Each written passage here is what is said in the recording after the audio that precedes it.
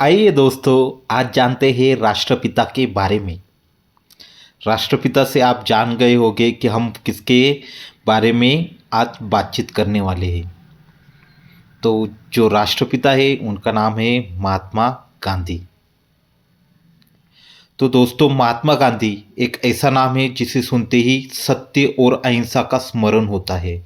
एक ऐसा व्यक्ति जिन्होंने किसी दूसरे को सलाह देने से पहले उसका प्रयोग स्वयं पर किया, जिन्होंने बड़ी से बड़ी मुसीबतों में भी अहिंसा का मार्ग नहीं छोड़ा। महात्मा गांधी महान व्यक्ति के राजनैतिक नेता थे। इन्होंने भारत की स्वतंत्रता में महत्वपूर्ण भूमिका का निर्वहन किया है। गांधी जी सादा जीवन, उच्च विचार के समर्थक थे और उससे वे पूरी तरह अपनी ज़िंदगी में लागू भी करते थे। उनके संपूर्ण जीवन में उनके इसी विचार की छवि प्रतिबिंबित होती है, जिसकी वजह से उन्हें 1944 में नेताजी सुभाष चंद्र बोस जी ने राष्ट्रपिता कहकर संबोधित किया। दोस्तों, अभी महात्मा गांधी के जीवन के बारे में जानते हैं। उनका पूरा नाम मोहनदास करमचंद गांधी। उनके अन्य नाम, उन्हें बापू भी कह के बुलाते थे, महात्मा भी कह के बुलाते थे, राष्ट्रपिता भी कह के बुलाते थे। उनका जन्म तिथि 2 अक्टूबर 1869, जन्मस्थान पोरबंदर, गुजरात। उनके माता का नाम पुतलीबाई और पिता का नाम करमचंद गांधी। उनके पत्नी का नाम कस्तूरबा गांधी। उनकी शिक्षा तो 1887 में महात्मा गांधी मैट्रिक परीक्षा उत्तीर्ण की उन्होंने। बाद में वो विद्यालय बम्बई यूनिवर्सिटी में वो सामलदास कॉलेज में पढ़ते थे। उन्होंने 1888 से 1891 इस दौरान इंग्लैंड की यात्रा की। किसके लिए? तो वो बैरिस्टर की पढ़ाई कर रहे थे लंदन यूनिवर्सिटी में। महात्मा गांधी के बच्चों के नाम, उन्हें 4 बच्चे थे, हरिलाल, मनीलाल, रामदास, देवदास। महात्मा गांधी के प्रसिद्धि का कारण एक ही है, भारतीय स्वतंत्रता संग्राम। उनकी राजनैतिक पार्टी भारतीय राष्ट्रीय कांग्रेस। उनका स्मारक कहाँ पे है? तो राजघाट, बिरला हाउस, दिल्ली में। उनका मृत्यु कब हुआ? 30 जनवरी 1948 में। कहाँ पे हुआ? नई दिल्ली में। किसकी वजह से हुआ? नथुराम गोडसे। और उनका मृत्यु का कारण हत्या। दोस्तों, अब जानते हैं महात्मा गांधी के प्रारंभिक जीवन के बारे में। तो महात्मा गांधी का जन्म 2 अक्टूबर 1869 पोरबंदर, गुजरात में करमचंद गांधी के घर पर हुआ था। यह स्थान पोरबंदर पश्चिमी भारत में गुजरात राज्य का एक तटीय शहर है। ये अपनी माता पुतलीबाई के अंतिम संतान थे, जो करमचंद गांधी की चौथी पत्नी थी। महात्मा गांधी के पिता करमचंद गांधी की पहली 3 पत्नियों की मृत्यु प्रसव के दौरान हो गई थी। ब्रिटिश शासन के दौरान उनके पिता पहले पोरबंदर और बाद में क्रमशः राजकोट और बाकानेर के दीवान रहे। महात्मा गांधी का असली नाम मोहनदास था और उनके पिता का नाम करमचंद गांधी। इसी कारण उनका पूरा नाम मोहनदास करमचंद गांधी पड़ा। ये अपने 3 भाइयों में से सबसे छोटे भाई थे। इनकी माता पुतलीबाई बहुत ही धार्मिक महिला थी, जिसका गांधी जी के व्यक्तित्व पर गहरा प्रभाव पड़ा, जिसे उन्होंने स्वयं पुणे की यरोड़ा जेल में अपने मित्र और सचिव महादेव देसाई को कहा था, तुम्हें मेरे अंदर जो भी शुद्धता दिखाई देती है वो मैंने अपने पिता से नहीं बल्कि अपने माता से पाई है। उन्होंने मेरे मन पर जो एकमात्र प्रभाव छोड़ा है वो साधुता का प्रभाव था। गांधी जी का पालन पोषण वैष्णव मत को मानने वाले परिवार में हुआ और उनके जीवन पर भारतीय जैन धर्म का गहरा प्रभाव पड़ा। यही कारण है कि वे सत्य और अहिंसा में बहुत विश्वास करते थे और उनका अनुसरण अपने पूरे जीवन काल में उन्होंने किया। ये अब जानते हैं गांधी जी का वैवाहिक जीवन के बारे में। गांधी जी की शादी सन 1883 मई में 13 वर्ष की आयु पूरे करती ही 14 साल की कस्तूरबा माखन जी से हुई। गांधी जी ने इनका नाम छोटा करके कस्तूरबा रख दिया और बाद में लोग उन्हें प्यार से बा कहने लगे। कस्तूरबा गांधी जी के पिता एक धनी व्यवसायी थे। कस्तूरबा गांधी शादी से पहले तक अनपढ़ थी। शादी के बाद गांधी जी ने उन्हें लिखना एवं पढ़ना सिखाया। ये एक आदर्श पत्नी थी और गांधी जी के हर कार्य में दृढ़ता से उनके साथ खड़ी रहती थी। उन्होंने गांधी जी के सभी कार्यों में उनका साथ दिया। 1885 में गांधी जी जब 15 साल के थे तब उनकी पहली संतान ने जन्म लिया, लेकिन वह कुछ ही समय जीवित रही। इसी वर्ष उनके पिताजी करमचंद गांधी की भी मृत्यु हो गई। गांधी जी के 4 संतान थी और सभी पुत्र थे। हरिलाल गांधी 1888, मनीलाल गांधी 1892, रामदास गांधी 1897 और देवदास गांधी 1900 में जन्मे थे। दोस्तों, अब जानते हैं गांधी जी के प्रारंभिक शिक्षा के बारे में। गांधी जी की प्रारंभिक शिक्षा पोरबंदर में हुई। पोरबंदर से उन्होंने मिडिल स्कूल तक की शिक्षा प्राप्त की। उनके पिता की बदली राजकोट होने के कारण गांधी जी की अगली शिक्षा राजकोट में हुई। गांधी जी अपने विद्यार्थी जीवन में सर्वश्रेष्ठ स्तर के विद्यार्थी नहीं थे।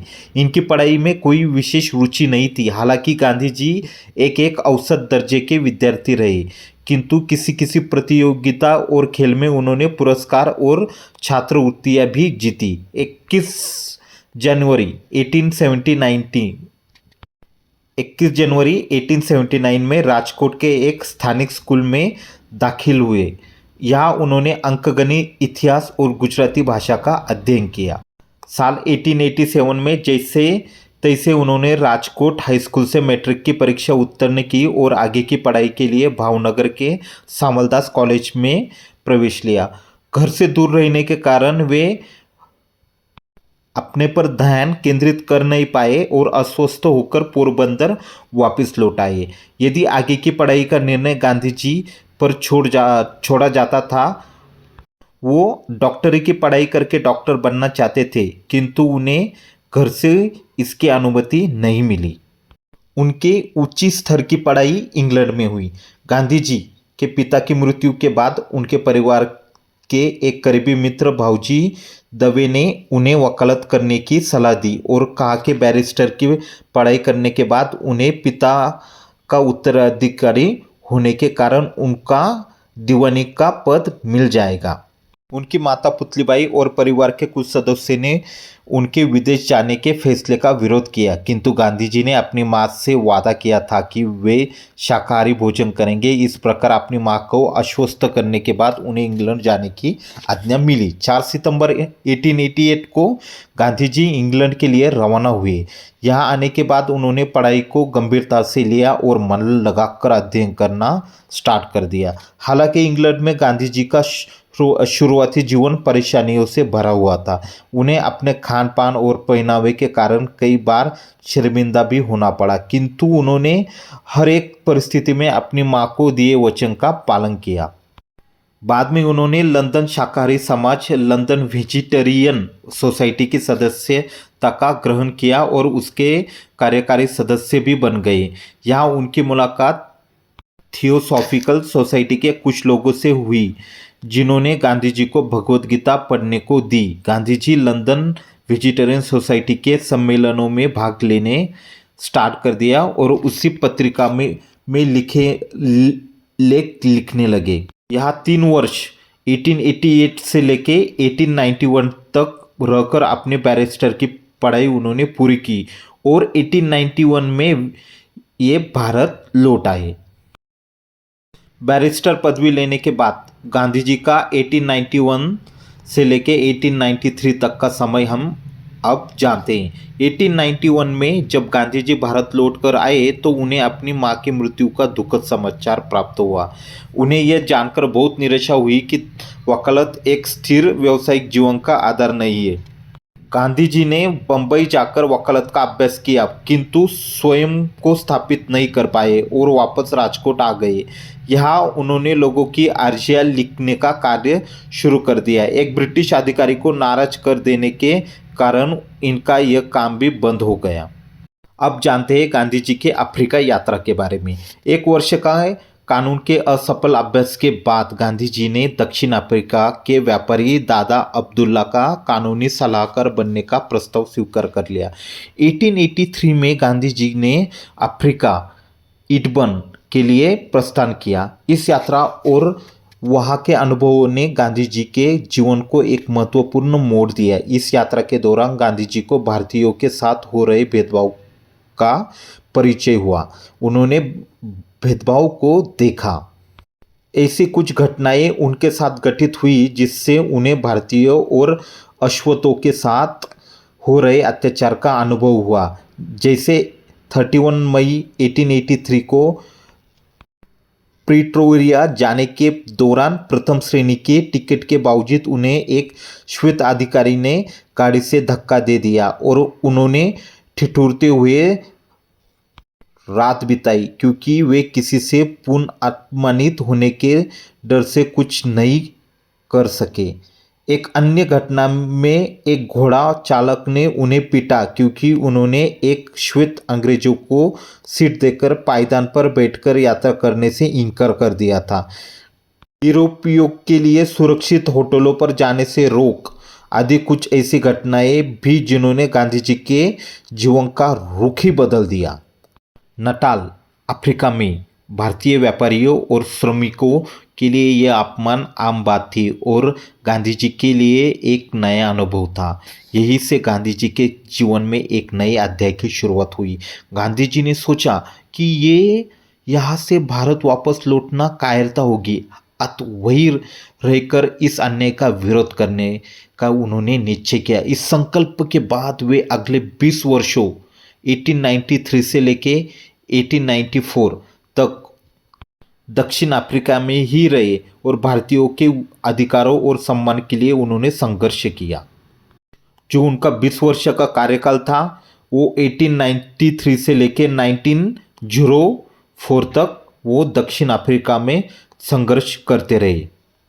आइए जानते आए अभी दक्षिण अफ्रीका में उनके संघर्ष का प्रथम चरण के बारे में। संघर्ष के इस प्रथम चरण के दौरान गांधी जी की राजनीतिक गतिविधियां नरम रही। इस दौरान उन्होंने केवल सरकार को अपनी समस्या और कार्यों से संबंधित याचिकाएं वो भेजते रहे। भारतीयों को एक सूत्र में बांधने के लिए 22 अगस्त 1894 में नेटाल भारतीय कांग्रेस का उन्होंने गठन किया। इंडियन ओपिनियन नामक अखबार के प्रकाशन की प्रक्रिया भी उन्होंने शुरू की। इस संघर्ष को व्यापारियों और वकीलों के आंदोलन के नाम से जाना जाता है।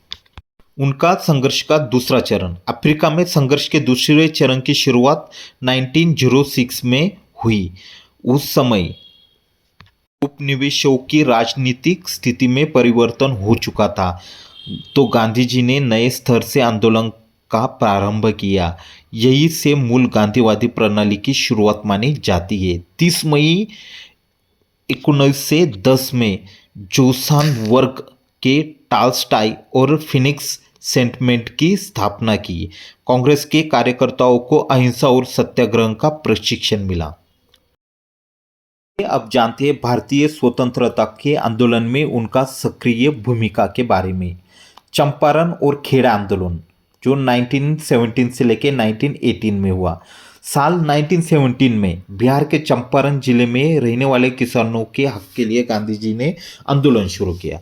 यह गांधी जी का भारत में प्रथम सक्रिय आंदोलन था, जिसने गांधी जी को पहली राजनैतिक सफलता दिलाई। इस आंदोलन में उन्होंने अहिंसात्मक सत्याग्रह को अपना हथियार बनाया और इस प्रयोग में प्रत्याशित सफलता भी अर्जित की।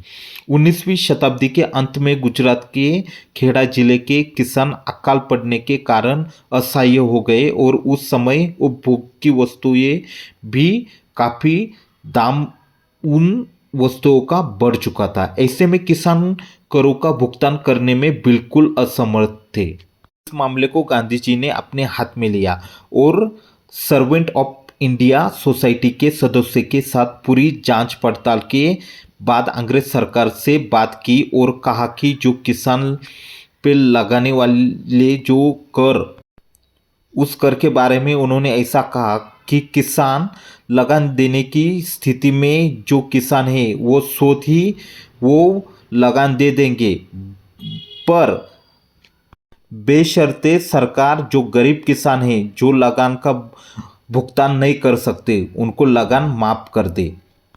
ब्रिटिश सरकार ने यह प्रस्ताव मान लिया और गरीब किसानों का लगान माफ कर दिया, यानी कि आंदोलन उनका सफल रहा।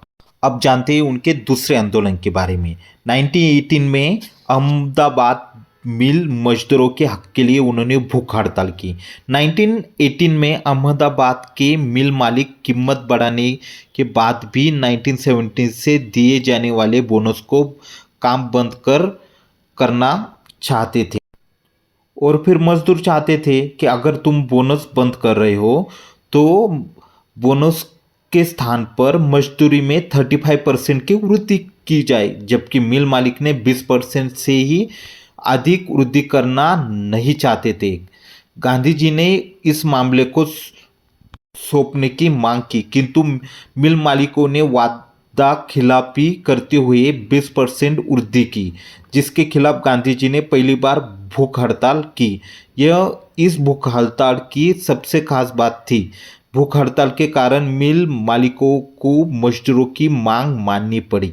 इसी आंदोलन में गांधी जी ने जनप्रिय नेता तथा भारतीय राजनीति के प्रमुख स्तंभ के रूप में स्थापित कर दिया खुद को। उनका तीसरा आंदोलन खिलाफत आंदोलन 1919 से लेकर 1924 तुर्की के खलीफा के पद की दोबारा स्थापना करने के लिए देश भर में मुसलमानों द्वारा चला गया ये आंदोलन था। यह एक राजनीतिक और धार्मिक आंदोलन था जो अंग्रेजों पर दबाव डालने के लिए चलाया गया था। गांधी जी ने इस आंदोलन का समर्थन किया। इस आंदोलन का समर्थन करने का मुख्य उद्देश्य स्वतंत्रता आंदोलन में मुस्लिमों का सहयोग प्राप्त करना था। का चौथा आंदोलन असहयोग आंदोलन 1919 से लेके 1920 तक। प्रथम विश्व युद्ध जो कि 1914 से लेकर 1918 के दौरान चला, उस दौरान प्रेस पर लगे प्रतिबंधों और बिना जांच की गिरफ्तारी के हुए आदेश का सर सिडनी रोलेट की अध्यक्षता वाली समिति ने इन कड़क नियमों को जारी रखा। इसे रोलेट एक्ट के नाम से जाना गया, जिसको पूरे भारत में व्यापक स्तर पर विरोध हुआ। उस विरोधी आंदोलन को असहयोग आंदोलन का नाम भी दिया गया। असहयोग आंदोलन के जन्म का मुख्य कारण था रोलेट एक्ट और जालियनवाला बाग हत्याकांड जो 1919 में हुआ था। तो क्या था रोलेट एक्ट? कि प्रेस पर बंदी मीन्स जो पत्रकारिता हो रही थी उस पर बंदी, और दूसरा बिना जांच के गिरफ्तारी, सीधा गिरफ्तारी, रोलेट एक्ट, जिसके खिलाफ असहयोग आंदोलन चलाया गया। गांधी जी अध्यक्षता में 30 मार्च 1919 से और 6 अप्रैल 1919 को देशव्यापी हड़ताल का आयोजन किया गया। चारों तरफ देखते ही देखते सभी सरकारी कार्य ठप हो गए। अंग्रेज अधिकारी इस असहयोग के हथियारों के आगे बेबस हो गए।